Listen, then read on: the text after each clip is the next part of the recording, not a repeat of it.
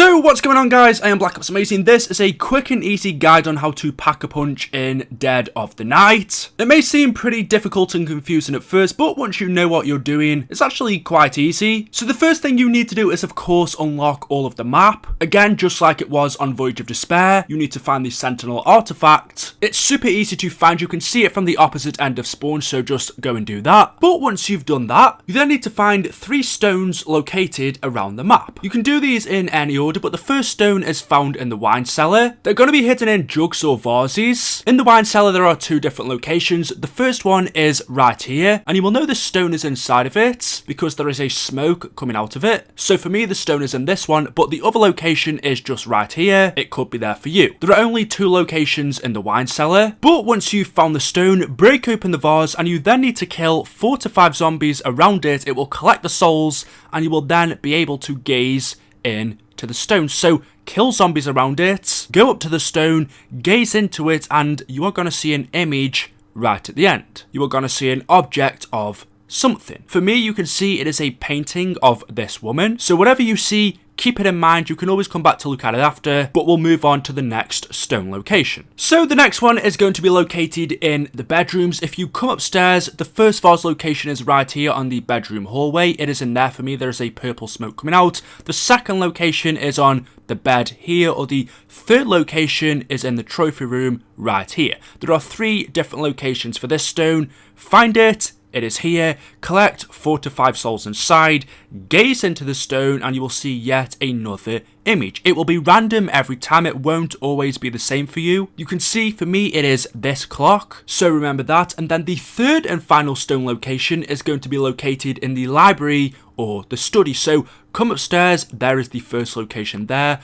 or if you go downstairs, there are 2 more vases, one right here, and then there's also another one right here as well. Break open the vase, get the stone, collect the souls inside, gaze into it, and you can see my last and final object is the statue of Ra. So once you've seen all 3 objects, what you now need to do is find them, and I will show you all of the different possible ones you can get. So if you got a perk machine, whether it was the statue of Ra, Danu, Odin or Zeus, it is the same exact method for all of them. You need to find the location of where that perk statue is for you. The locations, I believe, can be random. For me, like I said, it was the statue of Ra, so I'm going to find it. On my game, it's located in the cemetery. You simply need to just walk close to the statue, and then a challenge will start. You can see surrounding the area there is blue smoke, and all you need to do is survive within here near to the perk machine until the time runs out. Kill the zombies, and you will see eventually one of the zombies, or the Nosferatus, after surviving around 1 minute, they are going to drop you a tuning fork, and this is 1 out of 3 that you need. If you saw a clock, there are 3 different locations as to where they could be. The first clock is in the main hall right here. That is the first location. The second clock is going to be located in the dining room. Come in,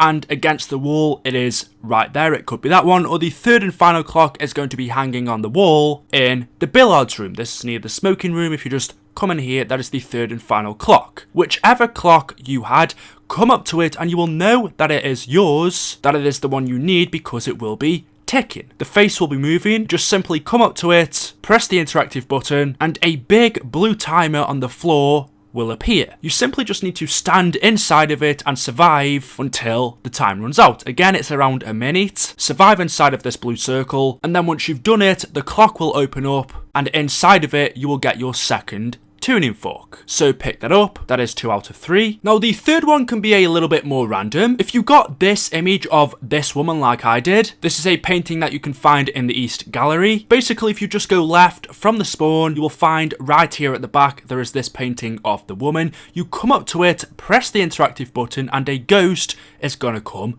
out of it. This ghost lady is going to start to speak to you and say all random rubbish, but basically you just need to follow her, go exactly where this ghost lady goes, and she's going to lead you to the third and final tuning fork. Like I said, you can do this in any order, so you may be doing this as your first step or your last step. It's totally up to you, but one of the challenges that you do should be that you have to follow this ghost lady until she leads you to a tuning fork. There are several different paintings that you might have to find, or different objects such as a rope or a doll. With each of these you're going to get a ghost that you have to follow, but you can see she leads me all the way into the cemetery where she gives me the tuning fork, which is right here. Pick it up, and I now have all three. If you have all three, then great. However, like I said, there are other objects and paintings that you could see. If you got this rope or this noose, it can easily be located in the cellar. If you just come down into the wine cellar, on the back of this chair right here, there is the noose.